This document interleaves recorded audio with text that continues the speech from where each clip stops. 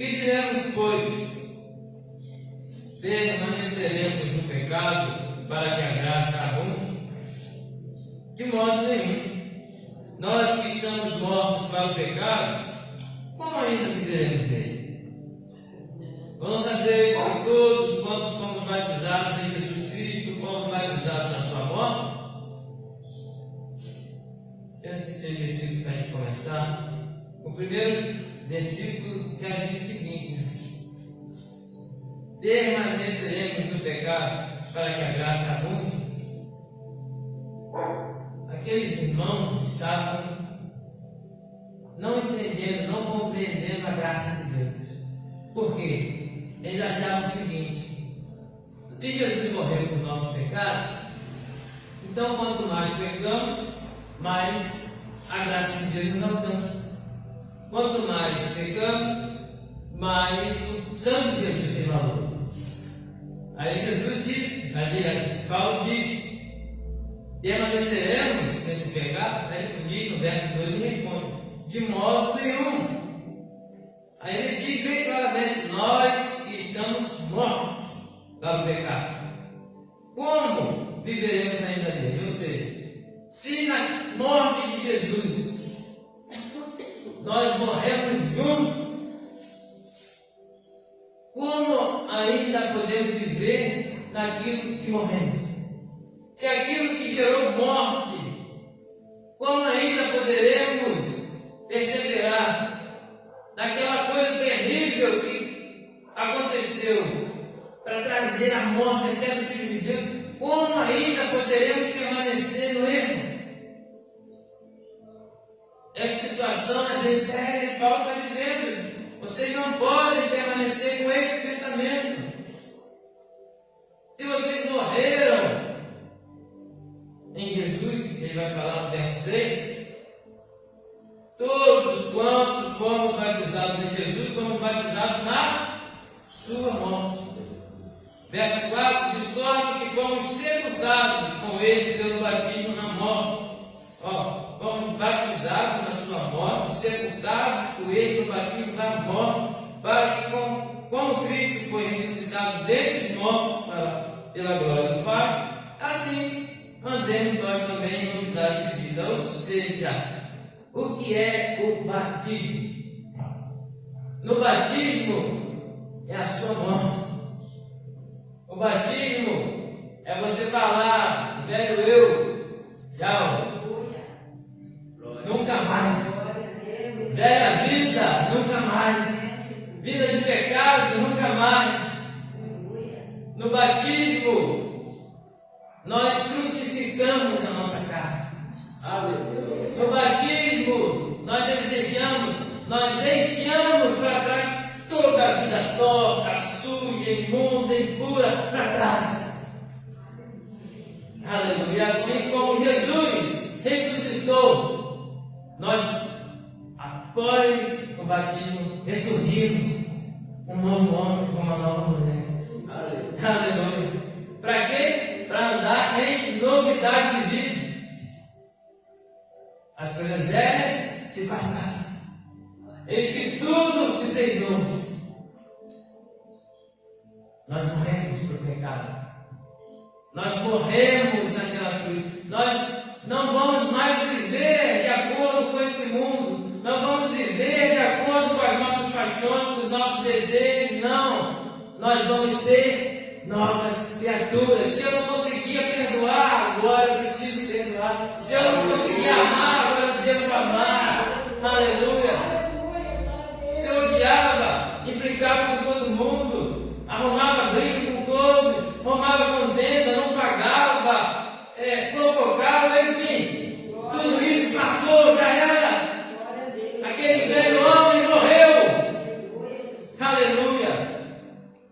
E agora vamos andar em novidade de vida.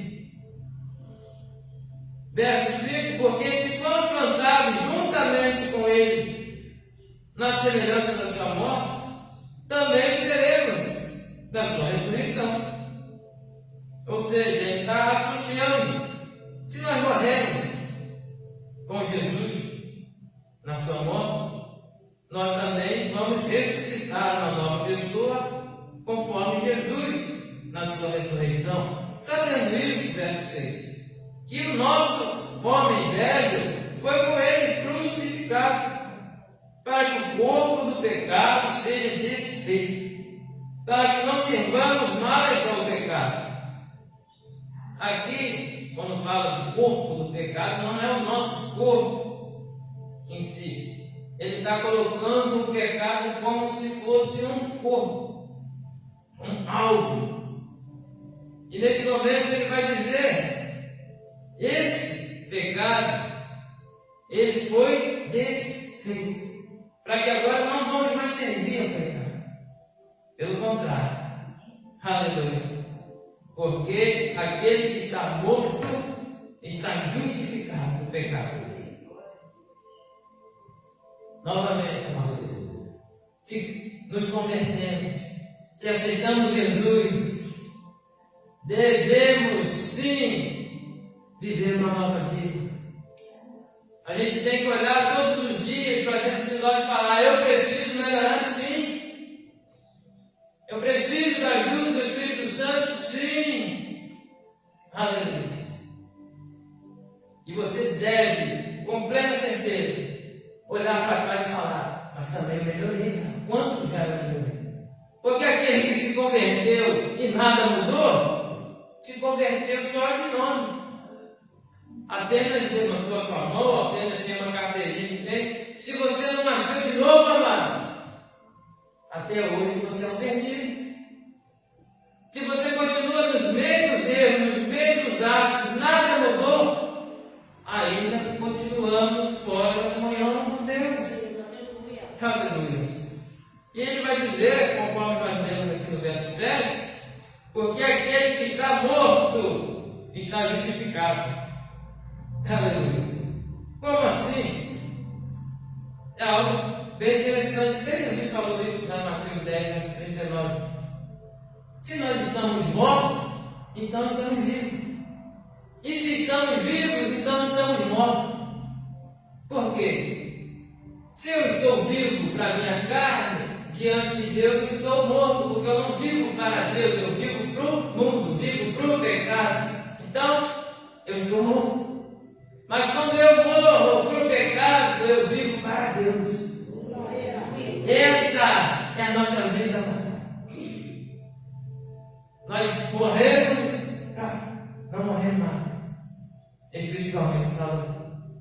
Porque até mesmo a morte física, nós vamos passar por ela e vamos reinar eternamente com Deus. Diferentemente daqueles que se acham que estão vivos, vão morrer fisicamente e vão morrer novamente, que é no lago de fogo. Então, a melhor coisa é de morrermos nesse mundo, morrermos para o pecado, morrermos para o nosso velho eu, morrermos para as nossas paixões, para que vivamos justificados, conforme o verso 7. Aleluia. Nos tornamos justos diante de Deus. O pecado não tem mais poder sobre nós. Ora, verso 8: se já morremos com Cristo, cremos que também com Ele viveremos, sabendo que, tendo sido Cristo ressuscitado dentre os mortos, já não morre. A morte não mais tem domínio sobre ele. Pois, quanto a ter morrido de uma vez, morreu para o pecado, mas quanto a viver, vive para Deus. No verso 9 nós vemos: Jesus morreu uma única vez e já não morre mais. Aleluia. A morte não tem mais domínio sobre ele. Jesus venceu a morte. A morte, o rei dos terrores, Jesus venceu. O diabo que todos têm para Jesus venceu. O pecado que nos leva à condenação eterna, Jesus venceu. Esse mundo mau que nos leva para longe de Deus, Jesus venceu. E assim como Cristo venceu, nós também temos a certeza em Cristo. Se permanecemos em Cristo, também vamos vencer. Louvado seja Deus. Ele vai dizer no verso 10? Quanto agora, Jesus vive para Deus. E o seguinte, o verso 11 vai falar: assim também vós considerai-vos como mortos para o pecado, mas vivos para Deus em Cristo Jesus, nosso Senhor. Aleluia. Não reine, portanto, o pecado em vosso corpo mortal, para lhe obedeceres em suas concupiscências, ou seja, nos seus desejos carnais, nas suas vontades pecaminosas. Mas quando ele diz o seguinte: portanto, o pecado não reine, portanto, o pecado em vosso corpo mortal. O que isso quer dizer aqui? Corpo. O que seria o corpo mortal? É tudo. Sua mão, seu pé, seus olhos. Porque tem umas pessoas que se convertem pela metade. Se convertem na boca e continua blasfemando, falando mentira, caluniando. Outros tocam em coisas que não se devem. Outros olham para onde não devem.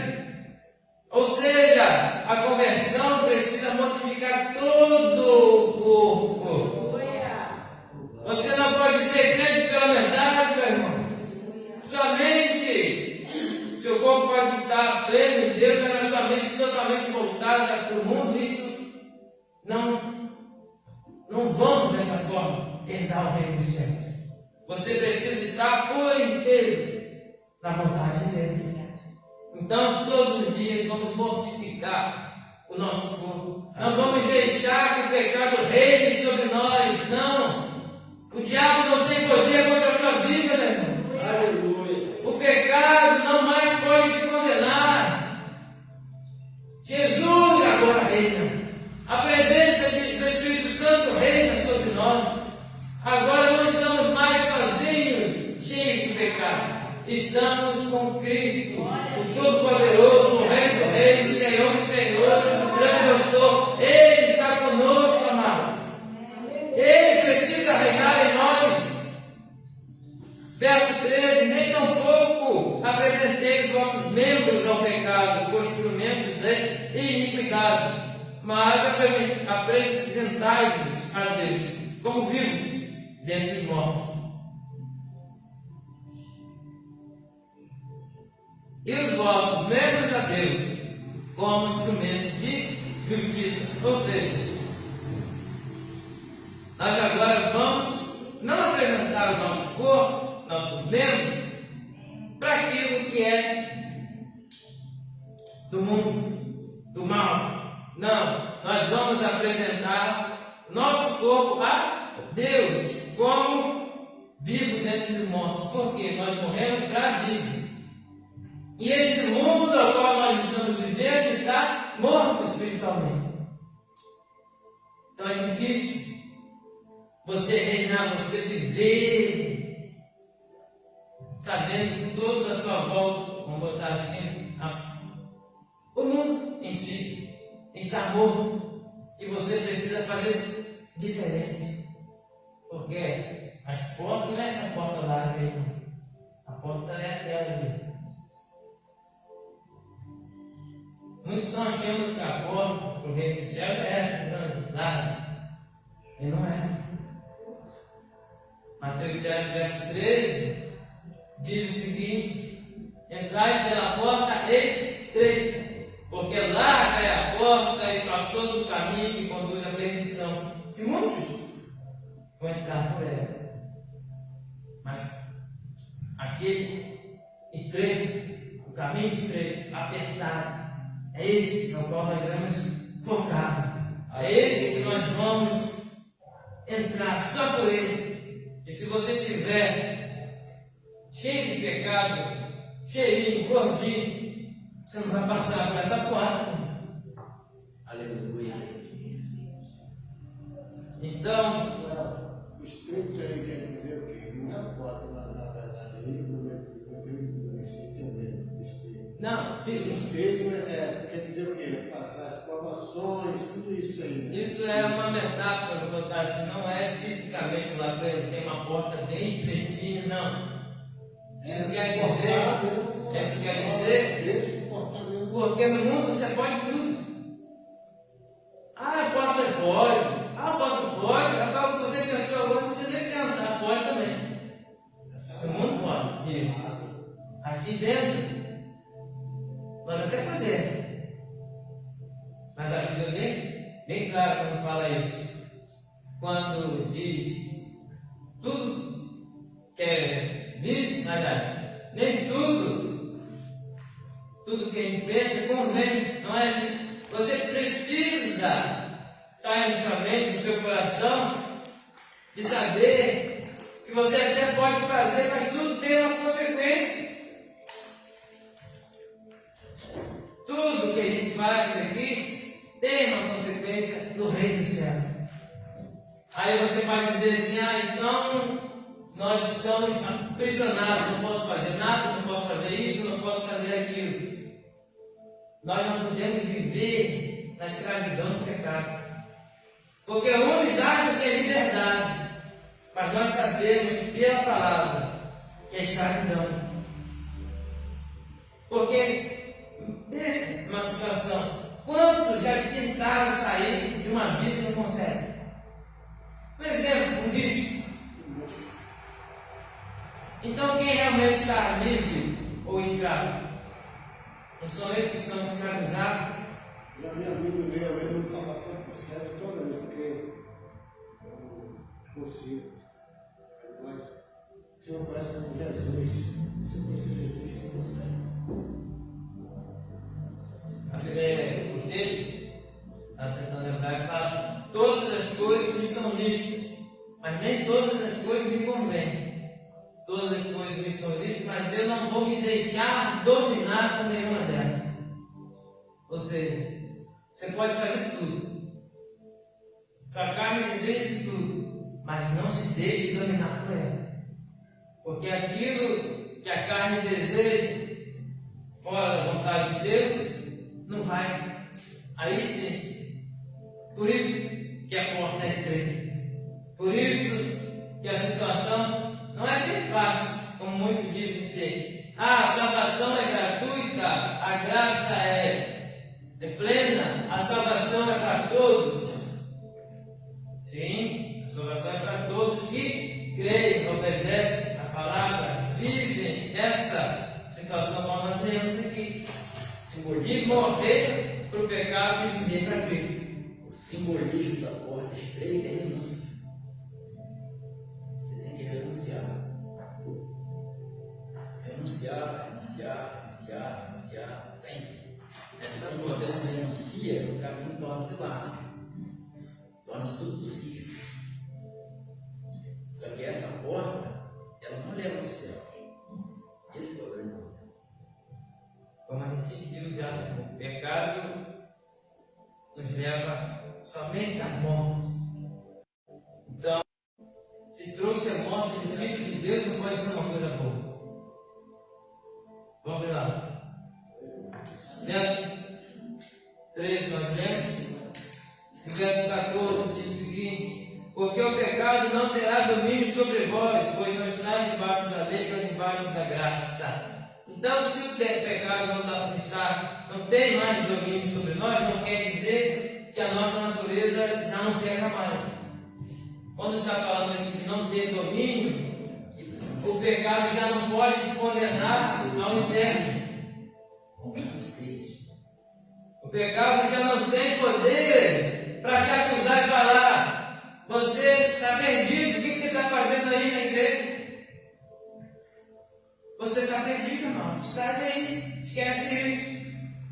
O pecado já não tem mais esse poder. O diabo não pode mais te acusar dessa forma, porque estamos em Cristo, lavados e remidos pelo sangue de Jesus. Conforme o verso 1 do capítulo 8, nenhuma condenação há para os que estão em Cristo Jesus, que não é segundo a carne, mas segundo o Espírito. Aleluia. Estamos debaixo da graça. Não que a lei seja ruim, mas a lei mostra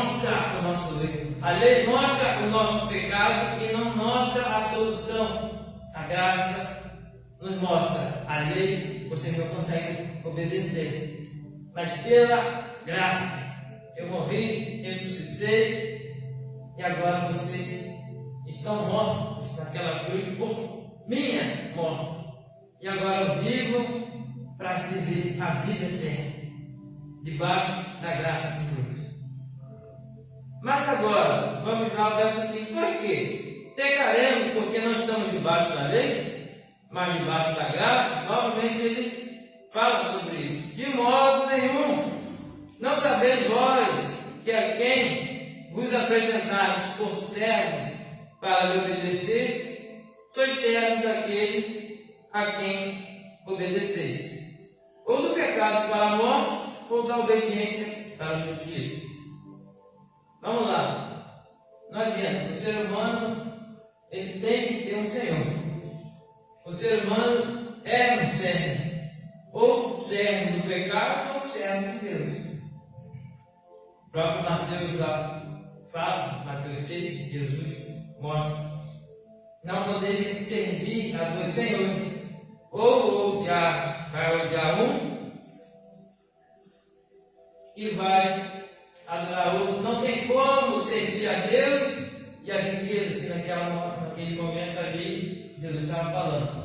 Então não há como nós servirmos a Deus e ao pecado ao mesmo tempo. Em cima do muro você fez a mesma escolha. Você escolheu não servir a Deus. Porque o que diz na Apocalipse é aquele que não é quente nem frio, Deus bonito. Ou seja, está em cima do muro. Ou você toma uma atitude de servir a Deus, ou estamos perdidos. Não adianta. O mundo é servo do pecado. Aquele que não quer de Cristo acha que estão livres. Não, eles são servos do pecado.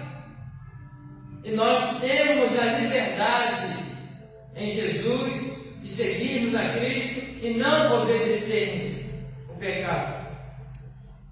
Estamos novamente, quando diz aqui, o pecado gera morte, mas a obediência nos traz justificação. Tudo gera um fruto, tudo tem uma consequência. O pecado gera morte, a obediência pela fé nos gera justificação, salvação, libertação.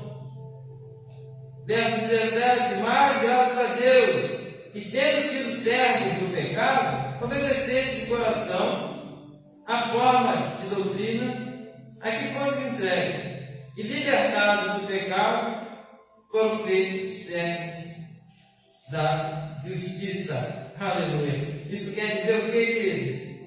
Todos nós um dia éramos servos, um dia reinávamos nesse reino sujo e imundo. Nós entregamos tudo, não quero mais ser servo do pecado.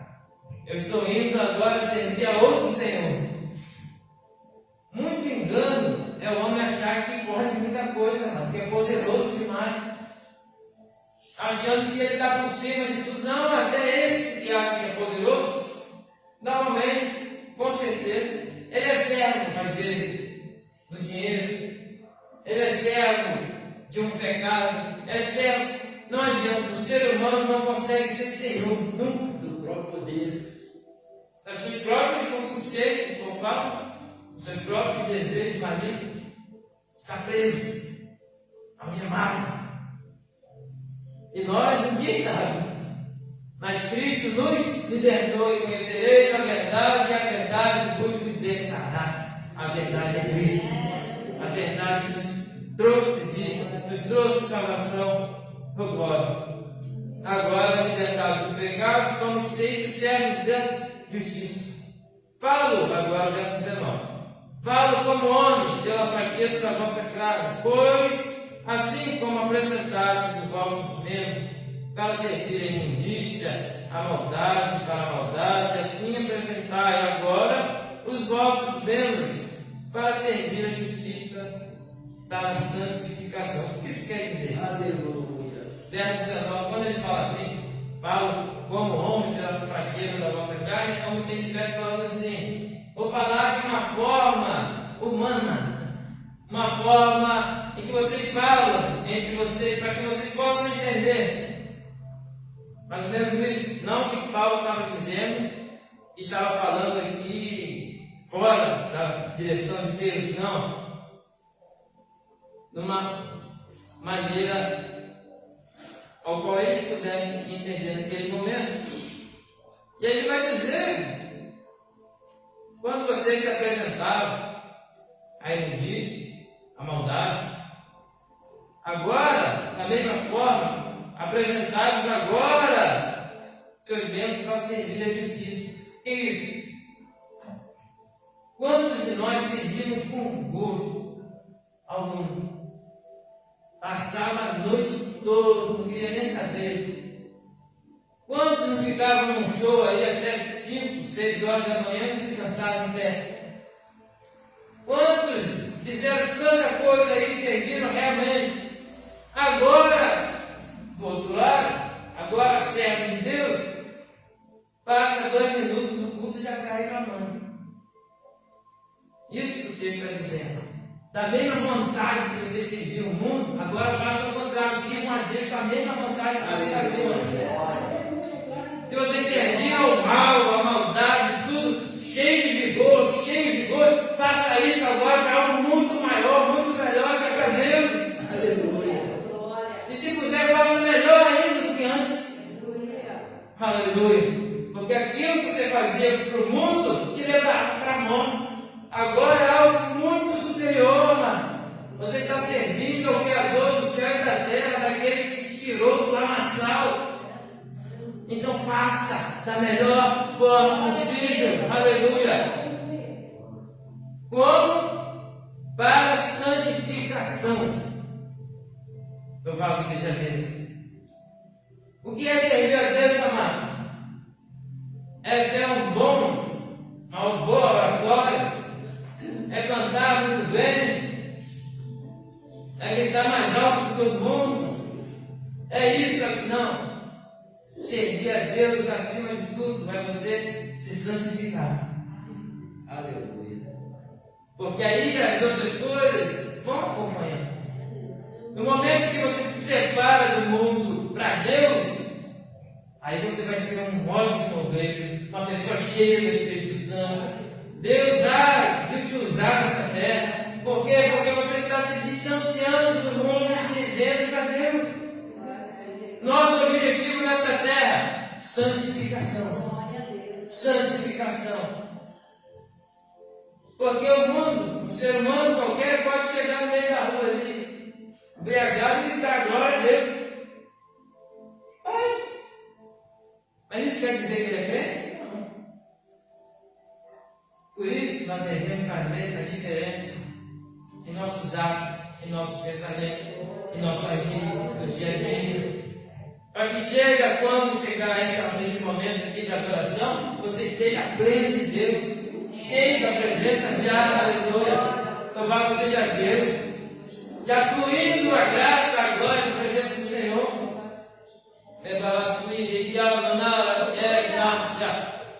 Santificação, santifique-se em nome de Jesus, para que assim tenhamos uma vida plena em Deus. Não estou dizendo que é fácil, mas é possível, porque você não está mais sozinho. Em ti habita o Espírito Santo, em ti habita a plenitude de Deus. Com Ele nós podemos. Glória a Deus.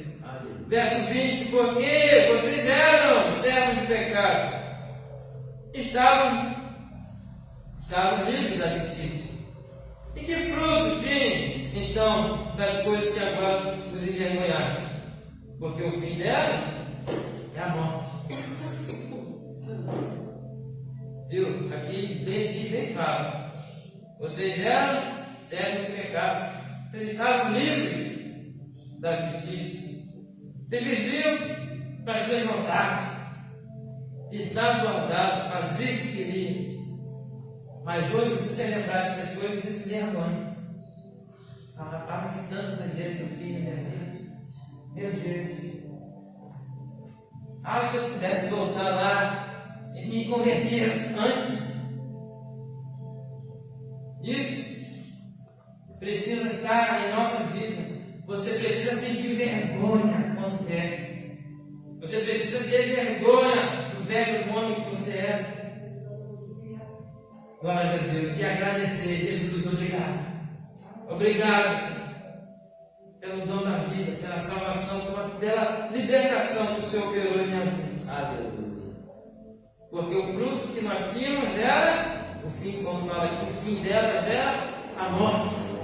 Você já viu, desde o capítulo do início, falando morte, morte, morte. Está repetindo muito. Isso chama a nossa atenção. É Paulo dizendo, toda hora enfatizando, vocês estão mortos. O pecado traz morte. Isso é ruína, isso é condenação. É ele enfatizando para mostrar bem claramente, para tirar a venda dos olhos.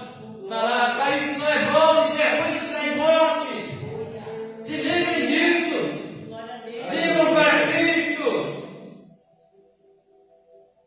E o verso 22 diz, mas agora libertados do pecado e feitos servos de Deus, tendes vosso fruto de novo para santificação. E qual é a consequência da santificação? Vida eterna. Glórias a O Deus. pecado é tão atraente, é tão provocante, que 2000 anos depois o povo continua pecando, mesmo sabendo que é para a morte. Aleluia. Então você vai ver que, como David falou aqui na questão da porta, isso vai nos perseguir toda a nossa vida. O pecado vai te perseguir toda a tua vida. A tentação vai te permanecer todos os dias, se for possível, da tua vida. Mas, quando nós servimos agora, libertos do pecado, servindo a Deus, vamos gerar frutos para santificação. Nós vamos conseguir vencer a tentação. Nós vamos conseguir vencer esse mundo mau. Eu falo sempre a Deus, é uma luta diária. Gálatas 5 bota bem claro isso. A luta contra a carne e o espírito. É você tendo uma luta dentro de você, falando, rapaz, você tem certeza que vai perdoar ele? Olha o que ele fez com você. O Espírito Santo dizendo, perdoa. Assim como Jesus perdoou você, perdoe ele também.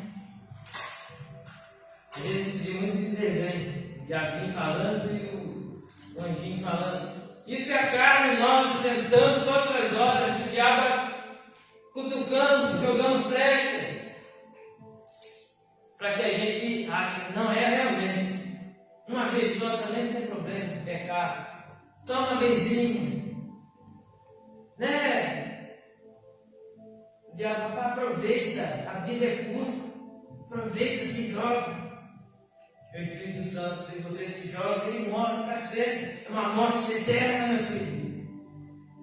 Essa luta, exemplificando algumas vezes aqui, essa luta todos os dias vamos enfrentar e nós precisamos da presença do Espírito Santo para dizer não ao pecado. Não, não, não e não. Aleluia. Verso 23. Porque o salário do pecado é a morte, mas o dom gratuito de Deus é a vida eterna. Por Cristo Jesus, nosso Senhor. Nós vemos aqui a única coisa que nós temos recompensa